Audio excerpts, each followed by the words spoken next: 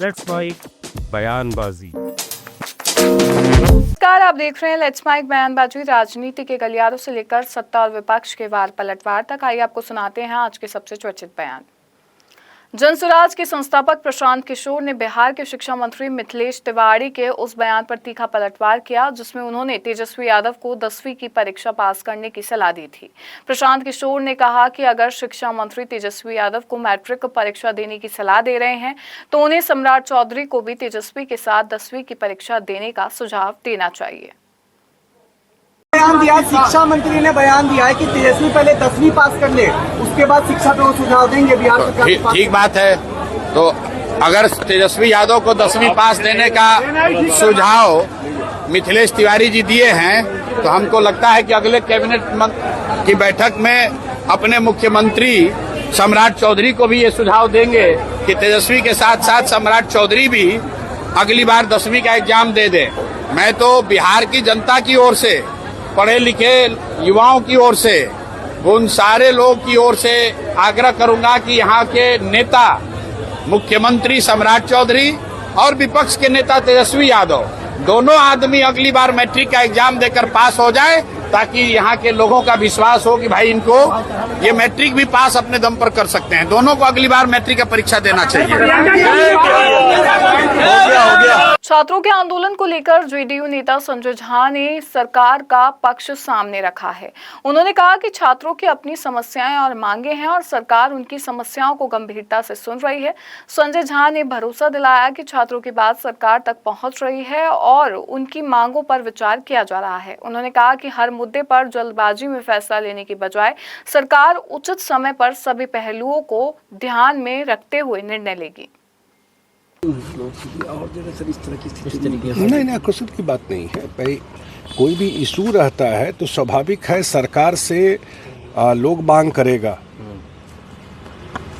और सरकार जरूर उसको निरपेक्ष रूप से देखती है कि क्या सही है क्या गलत है। और खास करके टीचर बहाली में शायद देश में इतना बहाली तो कहीं नहीं हुआ है। नीतीश कुमार जी ने जो कमिट किया, मुझे याद है 2006 से जब से करना शुरू किए पंचायत के थ्रू, और अभी तक जितनी बड़ी बहाली बिहार में टीचरों की हुई है और बीपीएससी के थ्रू जब हुई तो आपको पता है कि कितने अच्छे टीचर आए उसमें। हमको तो बहुत टीचर ऐसे मिले जो इंजीनियरिंग किए हुए आईआईटी के थे, वो लोग टीचर के जॉब में आ गए यहाँ पर। और उनका कोई इशू है तो सरकार निश्चित रूप से उसको देख रही होगी। कृति सेनन के कपड़ों को लेकर कंगना रनौत की टिप्पणी पर कांग्रेस नेता सुप्रिया श्रीनेत ने तीखी प्रतिक्रिया दी। सुप्रिया श्रीनेत ने कंगना के बयान को महिलाओं के प्रति असम्मानजनक और पितृ सत्तात्मक सोच से जुड़ा बताया। उन्होंने कहा कि महिलाओं को अपनी पसंद के कपड़े पहनने का पूरा अधिकार है और उनके पहनावे पर दूसरों को टिप्पणी करने से बचना चाहिए। सुप्रिया श्रीनेत ने कंगना पर निशाना साधते हुए कहा कि आप दूसरों के कपड़ों पर तीखी टिप्पणी करना बंद कर दीजिए।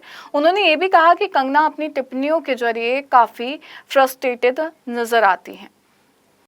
देखिए, कंगना जी अब सिर्फ एक फिल्मी अदाकारा नहीं है। कंगना जी अब एक चुनी हुई सांसद हैं, इसलिए जब वो जो कुछ कहती हैं उनको थोड़ी जिम्मेदारी से कहना चाहिए। पहले उन्होंने किसानों को अपशब्द कहे, फिर उन्होंने कहा मैं आरक्षण में बिल्कुल यकीन नहीं करती, आरक्षण खत्म हो जाना चाहिए। फिर उन्होंने जो महिलाएं बैठकर अपने हक की लड़ाई सीएनआरसी के समय लड़ रही थी या किसान आंदोलन के दौरान, उनको कहा ये भाड़े की औरतें हैं। फिर उसके बाद उन्होंने इस देश के युवाओं को, जो देश के सबसे प्रॉमिसिंग युवा हैं, जो देश का भविष्य है, वर्तमान है, उनको जनरेशन गटर कह डाला। अब जो वो कर रही हैं वो उनकी झुंझलाहट, उनके फ्रस्ट्रेशन की निशानी है। आपकी साथी कलाकार हैं, आपकी इंडस्ट्री से ये लड़कियां आती हैं, ये भी होनहार हैं, आप भी बड़ी अच्छी अदाकार, आप भी बड़ी होनहार अदाकारा हैं।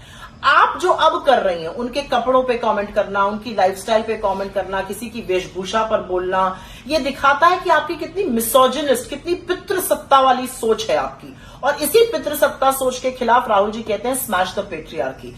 आप ये काम अभी तक आदमी कर रहे थे तो बुरा लगता था और इसके खिलाफ हम खड़े थे। अब देश की चुनी हुई महिला सांसद जो फिल्म इंडस्ट्री से आती हैं, और आप तो बहुत खूबसूरत हैं और आपने तो बहुत अच्छे अच्छे कपड़े पहने और उससे ज्यादा ग्लैमरस कपड़े पहने, और इसमें अच्छी कोई बुरी बात नहीं है। आप अपने साथी कलाकारों के खिलाफ इस तरह की तीखा टिप्पणी, कितनी नेगेटिव, कितनी मिसोजिनिस्ट, कितनी पितृसत्ता, कितनी पेट्रियार्कल सोच है, कि एक महिला होकर आप दूसरी महिला के कपड़ों पर छिटाकशी कर रही हैं, किसी की लाइफस्टाइल पे आप कुछ बोल रही हैं। मुझे लगता है ये उनका फ्रस्ट्रेशन है। बहुत बेचारी नोटिस होना चाहती हैं बीजेपी में, लेकिन उलझुल बयान देती हैं तो बीजेपी को भी लगता होगा गलत कर दिया सदन में लाकर, और फटकार सुनते हैं पड़ती रहती है तो शायद पता नहीं। दिल्ली में असम के मुख्यमंत्री हेमंत बिस्वा शर्मा ने कांग्रेस नेता पवन खेड़ा को लेकर बड़ा बयान दिया है। उन्होंने कहा कि पवन खेड़ा की गुवाहाटी पुलिस के साथ अच्छी बातचीत हुई है और उन्होंने वीडियो और ऑडियो दोनों माध्यमों से अपनी बात रखी है। हेमंत शर्मा ने कहा कि असम पुलिस के पास पवन खेड़ा के सभी बयान रिकॉर्ड में हैं और वे इस मामले पर ज्यादा चर्चा नहीं करना चाहते। देखिए, पवन खेड़ा जी का साथ गुवाहाटी में पुलिस का साथ बहुत अच्छा वार्तालाप हुआ है। वो जो बोलना है वो बोल के आया है, वीडियो में भी बोल के आया है, ऑडियो में भी बोल के आया है। तो इसलिए मैं बहुत ज्यादा ये सब का बारे में चर्चा नहीं करना चाहता हूँ। वो जहाँ भी रहे खुश रहे, लेकिन उनका सारे स्टेटमेंट असम में रिकॉर्ड है। मैं बहुत ज्यादा ये सब में जाना नहीं चाहूंगा। देखिए, वो बैटल तो वो चलते रहे, मुझे मुख्यमंत्री का काम करने दीजिए। राहुल गांधी क्या कहेंगे सर? लगातार राहुल गांधी एक पागल है, पागल था, वो पागल ही रहेगा। राहुल गांधी का साथ क्या बात करे? वो बार बार चुनाव हारते हैं, फिर थोड़ा दिन हल्ला करते हैं, मीडिया उनको प्रमोट करता है, फिर एक चुनाव हार जाते हैं, फिर फॉरेन चला जाता है। पागल का बारे में आप क्या चर्चा करें? राहुल गांधी के कथित पत्र को लेकर शिवसेना नेता आदित्य ठाकरे ने अपनी प्रतिक्रिया दी। उन्होंने कहा कि उन्हें नहीं लगता कि राहुल गांधी कोई छुपकर पत्र लिखते हैं। आदित्य ठाकरे ने कहा कि राहुल गांधी ने जो पत्र लिखा है उसमें आदिवासी समाज के छात्रों की मांगों का जिक्र है। उन्होंने कहा कि आदिवासी समाज के छात्र आंदोलन कर रहे हैं और उनकी मांग बेहद स्पष्ट है कि उनसे मुलाकात की जाए, उनकी बात सुनी जाए और उनके साथ बैठकर चर्चा की जाए।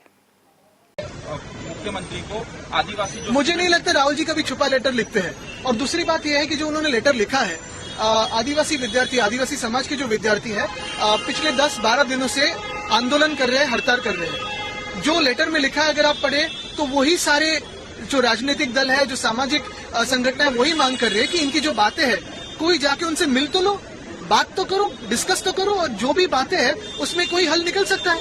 ऐसी कोई जटिल समस्या नहीं है।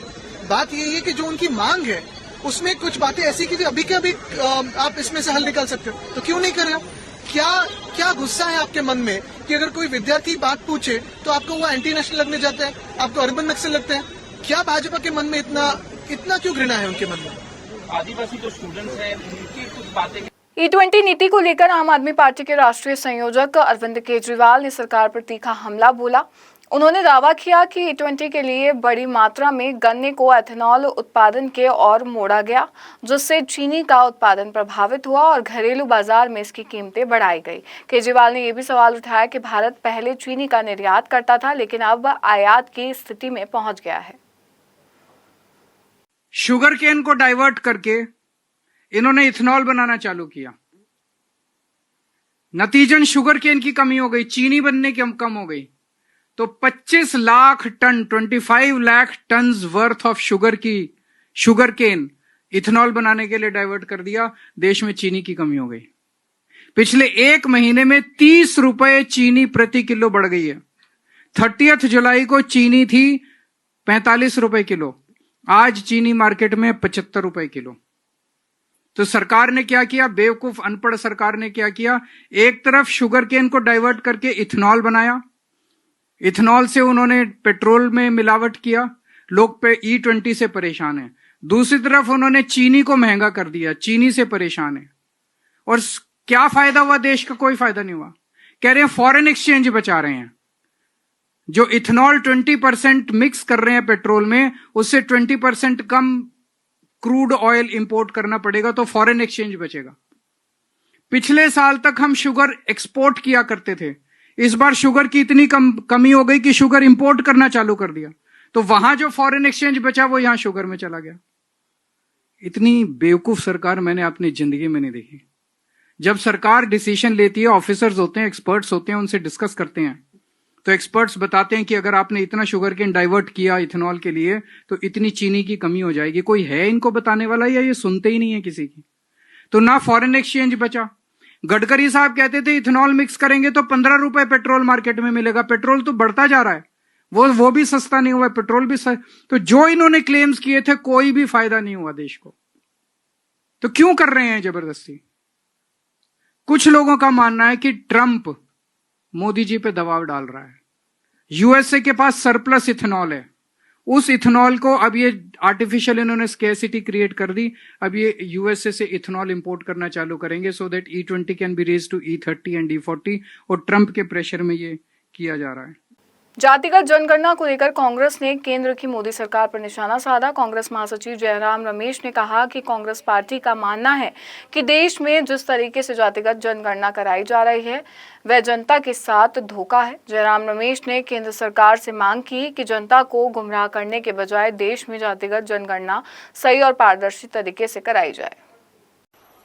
तो कांग्रेस पार्टी ये मानती है 2027 की जनगणना, जाति जनगणना जिस ढंग से कराया जा रहा है वो जनता पर एक धोखा है, ये खेल है, ये विश्वासघात है, और प्रधानमंत्री को तुरंत फौरन इस पर पुनर्विचार करने की जरूरत है। जो बिहार में कराया गया था, आज वही मुख्यमंत्री प्रधानमंत्री के साथ हैं, वही पार्टी जेडीयू एनडीए का एक महत्वपूर्ण अंग है, और बिहार में और तेलंगाना में जिस तरीके से कराया गया था वो अपनाए, श्रेय खुद ले, उसमें कोई आपत्ति नहीं है, पर जाति जनगणना जो आप फरवरी 2027 में कराने वाले हैं सभी राज्यों में, उसको सही ढंग से ईमानदारी से कराइए, धोखेबाजी मत करिए। बहुत हो चुका है धोखा और विश्वासघात। तो साथियों, यही मुझे कहना था। ऐसे तो ये मुद्दे पहले भी आ चुके हैं कई बार पार्लियामेंट के अंदर और पार्लियामेंट के बाहर, पर मैं यही एक बात कहूं कि पहले प्रधानमंत्री कई सालों तक रोक रहे थे, वो नहीं चाहते थे कि जाति जनगणना हो। कांग्रेस पार्टी 2021 से मांग करती आ रही है कि जाति जनगणना होना अनिवार्य है। तब अचानक 30 अप्रैल को उन्होंने मन बदला। स्वागत है, उन्होंने अपना मन बदला, यू टर्न किया। अभी फिर उस यू टर्न पर यू टर्न कर रहे हैं, डबल यू टर्न कर रहे हैं। ये डबल पलटी मारे हैं। एक पलटी 30 अप्रैल 2025 को मारा है और दूसरी पलटी 14 अगस्त 2026 को, जब उन्होंने 40 सवाल उठाए निकाले गए और उसमें से 10वां सवाल जो जाति से जुड़ा हुआ था, हमको जो वो जानकारी मिली वो हम उसको नकारते हैं, वो कभी हम स्वीकारेंगे नहीं। ये सेंसस नहीं है, ये एक वाइट वॉश है। जाति जनगणना ये एक वाइट वॉश है। तो ये खत अब देखिएगा प्रधानमंत्री का जवाब आएगा कि नहीं। हमारे अनुभव से तो साफ है कि कोई जवाब नहीं आएगा, पर हम जरूर इस मुद्दे को उठाते रहेंगे।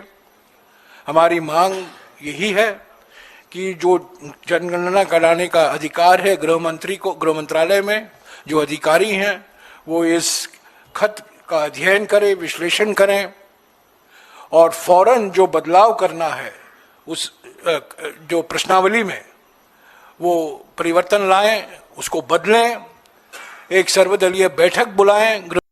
आप सुन रहे थे let's mind more than radio. Follow कीजिए हमें हमारे सोशल मीडिया प्लेटफॉर्म्स पर।